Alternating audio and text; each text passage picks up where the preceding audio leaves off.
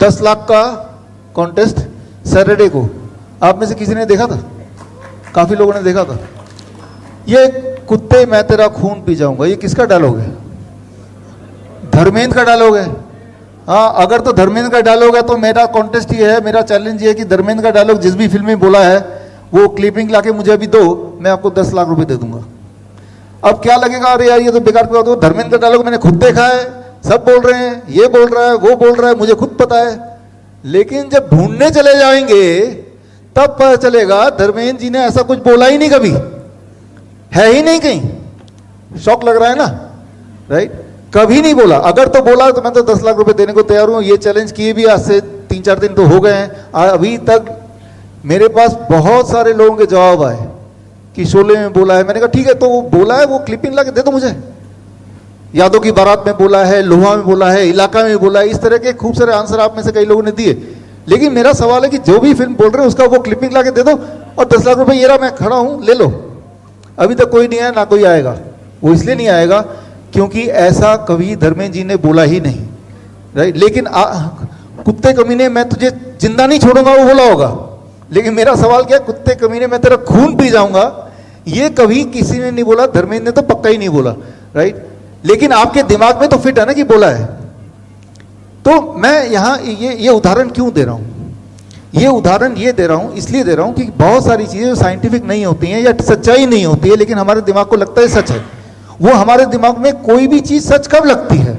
हमारे दिमाग में कोई भी चीज सच तब लगने लगती है जब उस एक झूठ को हजारों लोग हजारों बार हजारों तरीके से करते हुए नजर आते हैं, तो हमारा दिमाग बोलता है कि ये सच है।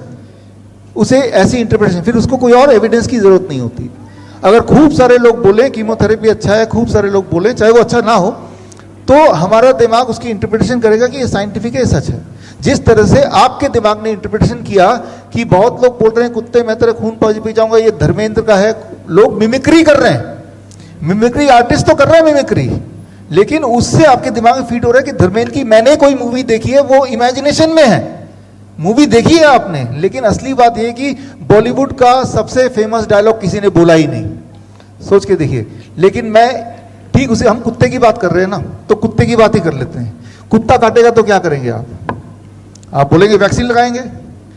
मैं ये नहीं बोल रहा हूं कुत्ता काटना खतरनाक नहीं होता, मैं ये भी नहीं बोल रहा हूं कि रेबीज खतरनाक नहीं होता। रेबीज से मर सकते हैं, मरते हैं लोग। लेकिन मैं ये पूछना चाह रहा हूं कि अगर कुत्ते ने काटा, आपको रेबीज हो भी गया, तो वो जो वैक्सीन लगाएंगे उससे क्या कोई फायदा है? उससे फायदा तो नहीं है, नुकसान है। अब ऐसा जब लोग सुनेंगे या सुनते हैं, मेरे खिलाफ हो जाते हैं। मैंने कहा कोई सबूत तो लाओ। जबकि आप ये किताब में पढ़ेंगे, हमारे आयुर्वेद में, हमारे शास्त्रों में कुत्ते के काटने को बोलते हैं अलार्का विषा, और उसका पूरा प्रोसीजर दिया इस किताब में मैंने डाला है। वो थोड़ा लंबा है, इसीलिए इस लेक्चर का पार्ट नहीं बन पाएगा। ऐसे कई सारी चीज़ और भी लंबी हैं जो इसमें डाला हुआ है मैंने, कि कुत्ता अगर काट ले तो संस्कृत में आज से 4000 साल पहले लिखा है कि तब सिम्टम क्या होंगे, वही सिम्टम जो आज लोग रिकॉग्नाइज करते हैं, और करना क्या होगा, और उसमें नीम का क्या रोल है, किस तरह से नीम आपको ठीक कर सकता है, राइट? तो मैं आपको ये समझाना चाहता हूं, जो असली इलाज है जिससे इंसान घर पे ठीक हो जाए, उसे तो छुपा के रख दिया। और वही गब्बर का साइकिल वाली बात कि गब्बर ने एक ऐसा ताना बाना बना दिया, एलोपैथी लॉबी ने बना दिया, राइट, ताकि आप उसमें फंसे रह जाएं। तो अंत में मैं यहां पे यही बोलना चाहूंगा कि बड़े से ये किसी ने भेजा मुझे, सर वो कुत्ता मिल गया जिसका खून धर्मेंद्र ने पिया था। मैंने कहा कॉन्टेस्ट ये नहीं है कि वो कुत्ता कौन सा था, आप सिर्फ वो क्लिपिंग दो। तो इस तरह से लोगों के जवाब खूब सारे आए, लेकिन असली बात नहीं आई, वो क्लिपिंग नहीं आई, राइट? तो खैर, आज के इसके कंक्लूजन में मैं ये बोलूँगा कि आपने जो यहाँ समझा, अपने सामने साक्षात एविडेंस देखा, और अगला एविडेंस ये है जब आप खुद करेंगे और खुद देखेंगे, अपने बाकी पेशेंट भी देखेंगे जो नए पास आउट्स हैं।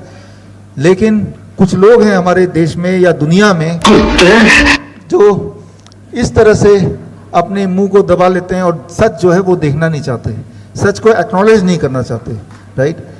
आपने देखा कि, थैंक यू, ऑटिज्म जो कितना आसानी से ठीक हो सकता है, ट्यूबरक्लोसिस जो कितना आसानी से ठीक हो सकता है, इनफैक्ट कोई भी बीमारी कितनी आसानी से ठीक हो सकती है।